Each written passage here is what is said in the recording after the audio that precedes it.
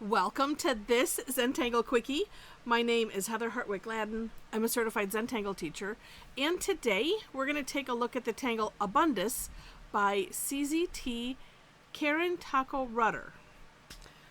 Oh my gosh, this is a fun one. You know, there's a lot of them that are more fun in, than I thought at first, after, just looking. But to leave it to the Tangle Addicts crew and Tangle Time sessions, we have fun with everything. And oh my gosh, did we have fun today. And just so you know, Tangle Time, these are free sessions that I do every Thursday. I do 2 sessions, 11 a.m., 7 p.m., my time here in Michigan. That's Eastern time. And we do change time period, so depending on the time of year, we have to pay attention. And yeah, because I think we're coming up upon, it won't be too long and we'll be coming up upon that again. So anyway, you can find information on my website. Link is in the description section. There's some ways to follow me if you wish. I'll show you what I did. And if you want to have some fun with us, you don't know what you're going to get. That's the thing too. Even my mom doesn't know, and she's my co-host. So I like to keep everybody hopping. All right, so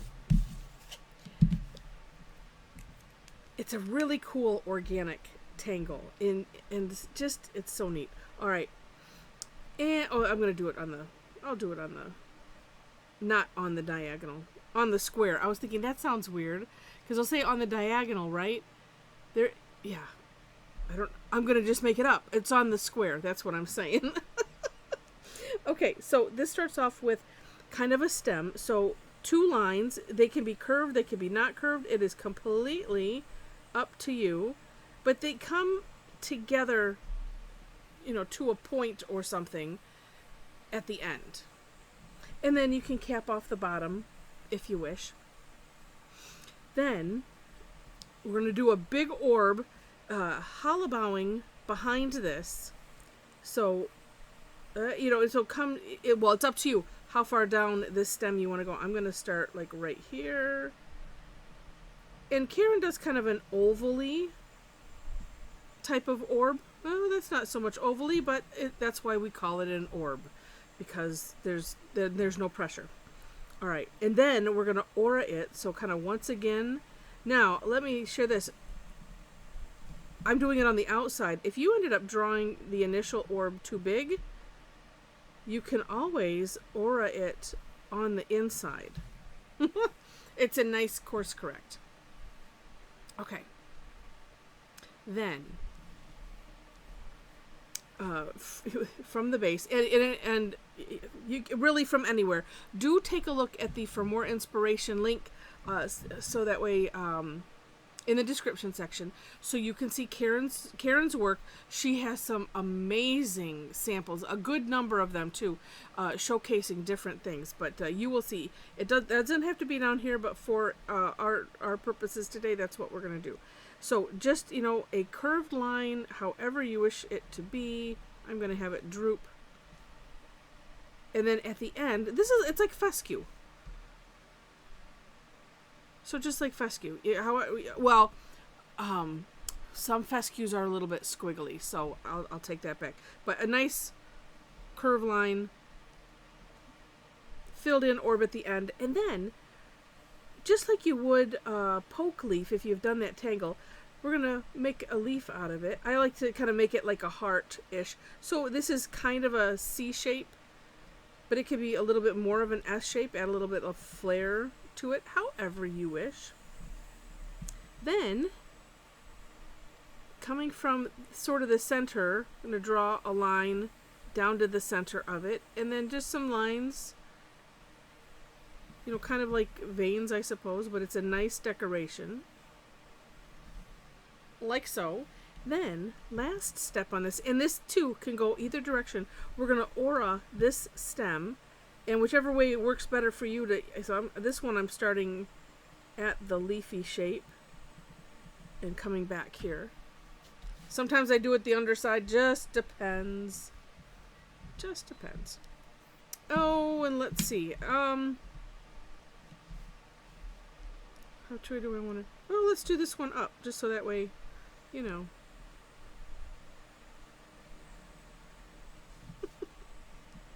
We have it waving high and, you know, I don't know. I like to make things up. And then a ball at the end. And then this one.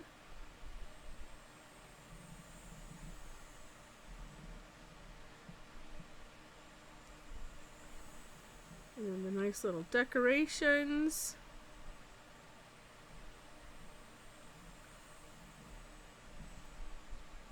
And then an aura.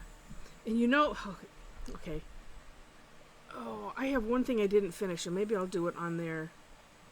The one thing that I was thinking about with this is, well, why not aura this shape too? But of course you could, if you wanted to. And there we go. Although that looks really weird. One moment. And because... Oh wait, no, let's do this. You can do these however you want. I'm going to come out here. I do need to have it drooping apparently. So, no reason why I can't just add in another. Oh, let's do the...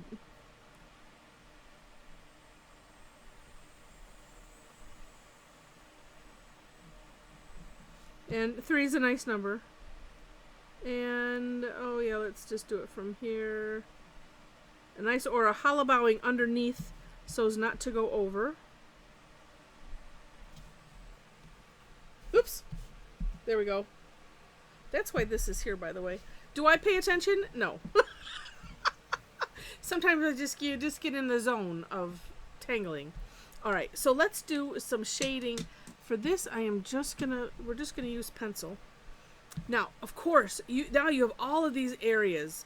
You could do this could become a reticula if you wish, and in one of Karen's samples, she has done just that. This ring could be a reticula. You could put, lines, stripes, orbs, whatever you want. Same thing in here. I am just going to leave it. Oh, but I have a thought. First thing I was thinking was this. Let's just make this... I'm going to add some shading to this without using color. Lots of shading in here.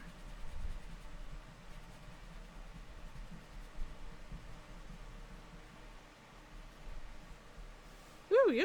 Ooh, look at that. And then I was partly thinking, well, let's just see. I don't want the graphite remorse, but I have an idea. And maybe... And of course, take care of where it goes under. Oops. I want that not so thick.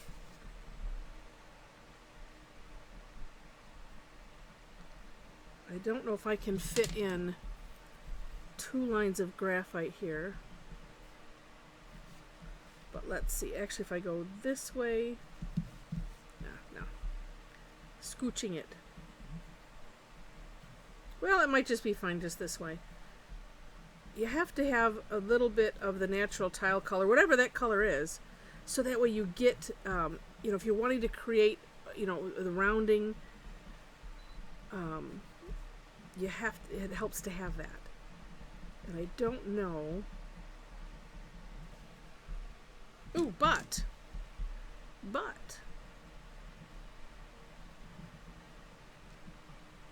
I was wanting to create like a ring from that. But let's do this. Let's just see what this looks like. Going super dark. I was thinking about going all the way around, but maybe just extra dark there. Yeah, that kind of works. Okay, let's just neaten this up a bit.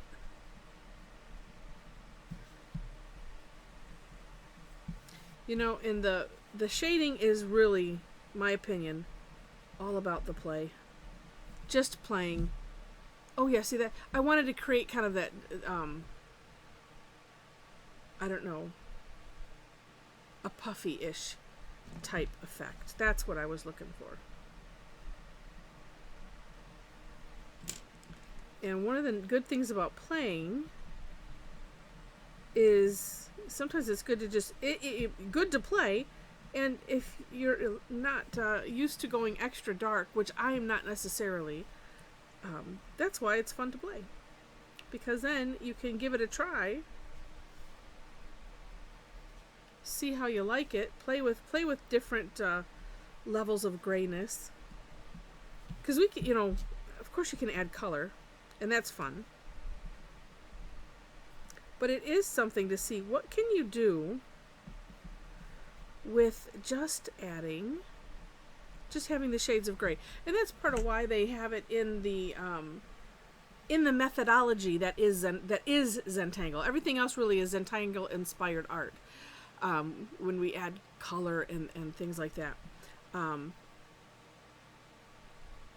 But part of the reasoning was just not having so many decisions to make. I don't know, I have enough trouble with just where to put stuff sometimes. Ooh, I'm gonna put some graphic right around that. It kind of looks like a hole. And we just want to add some dimension and some life to it. But it's just neat to play with it. See what you can do. What are the limits with the gray? It is amazing. All right. I kind of like it. Neat. All right, so let me show you what we did, or what I did anyway. If you would like to see what everybody else did, when you go to the description section, click on my website to find out how you too can participate in these kind of things that are fun. Make sure to subscribe to my blog, because when I get to sending out the recap, then you will get a copy of that. It has the screenshots, pictures of everybody's. I put together a gallery of those that send me their work or that are on our private Facebook community. And it's just really neat to see things more close up, because the screenshots are always blurry and, they are what they are. All right. So this was one of mine. It's not exactly finished. I have some more things I want to do, but it's finished enough to, well, heck, I in a minute, I'll show you. I'm not afraid to share, even if it's not completely done. So, because that's just what I do. But this was fun. And as you can see, you can have it grow out of wherever you want it to grow out of. That's the fun thing about this tangle, and those kind of organic tangles are so neat. And it's just sometimes, I know, a challenge, because I have this challenge with this, like, oh wait, but that wouldn't be right. There is no wrong, there's no right, you just do. And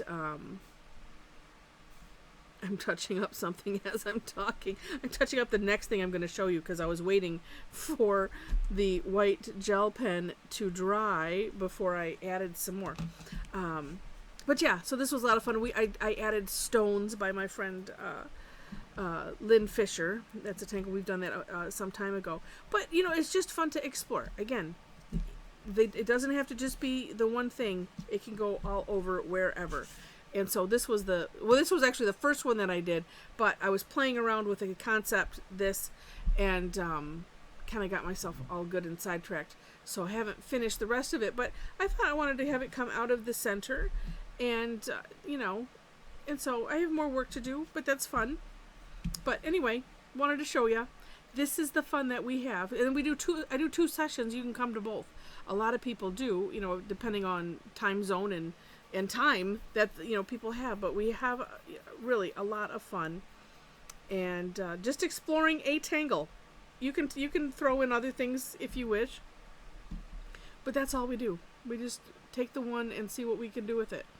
So much fun. All right, I hope you have enjoyed this, and if you have, please click on the like button, and if you liked it enough to see more, Would love to have you be a subscriber to the channel.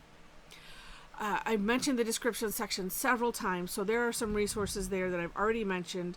I do want to highlight, because I mentioned our Tangle Addicts community. It's a private Facebook group. If you would like to join in on that conversation and that fun, we'd love to have you. The link is there. There are 4 questions that you have to answer in order to gain entry. Just want you to know that. And yeah, and it's just a lot of fun. The classes that I do, I always post them there. I post them on my Facebook page as well as some other places, and you'll find that information on my website under classes. So, and if you have any questions, of course, you can contact me. Feel free to leave comments, share it, all of that. So with that, thanks so much for watching, and I wish you happy tangling.